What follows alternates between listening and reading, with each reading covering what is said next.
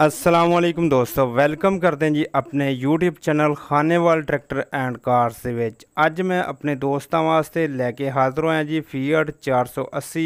ਇਸ ਦਾ ਰਿਵਿਊ ਕਰਾਂਗੇ, ਮੁਕੰਮਲ ਮਾਲੂਮਾਤ ਦੇਵਾਂਗੇ ਕੀ ਡਿਮਾਂਡ ਕਰ ਰਹੇ ਮਾਲਕ ਔਰ ਮਾਲਕਾਂ ਦੀ ਡਿਮਾਂਡ ਵਗੈਰਾ ਬਾਕੀ ਗੱਲਾਂ ਇਸ ਵੀਡੀਓ ਦੇ ਵਿੱਚ ਜ਼ਰੂਰ ਦੇਵਾਂਗੇ। अगर हजे तक तुसी साडा चैनल सबसक्राइब नहीं किया तो चैनल नूं जरूर सबसक्राइब कर लो, नाल घंटी का बटन भी होएगा उन्होंने भी आल ते प्रेस कर लियो ताकि थानू हर नवीं आने वाली वीडियो का नोटिफिकेशन बर वक्त मिलता रहे।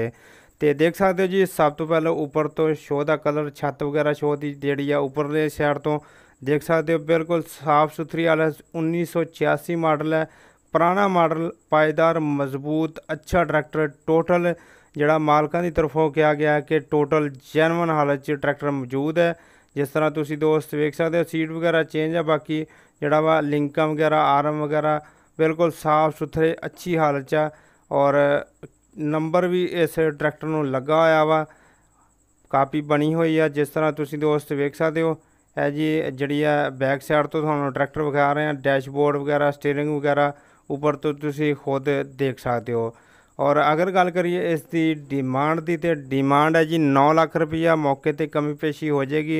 रिम वगैरह साफ सुथरे ने, टायरों की कंडीशन थोड़े दोस्तों के सामने है, जोड़े अद्धे टायर ने और बिल्कुल कट वगैरह नहीं है, टायर साफ ने, अच्छी हालत ने। और लैफ्ट साइड तो तुसी दोस्त वेख सकते हो। अगर थानू वीडियो चंगी लगे तो वीडियो को लाइक जरूर करियो, शेयर दोस्तों नाल जरूर करियो।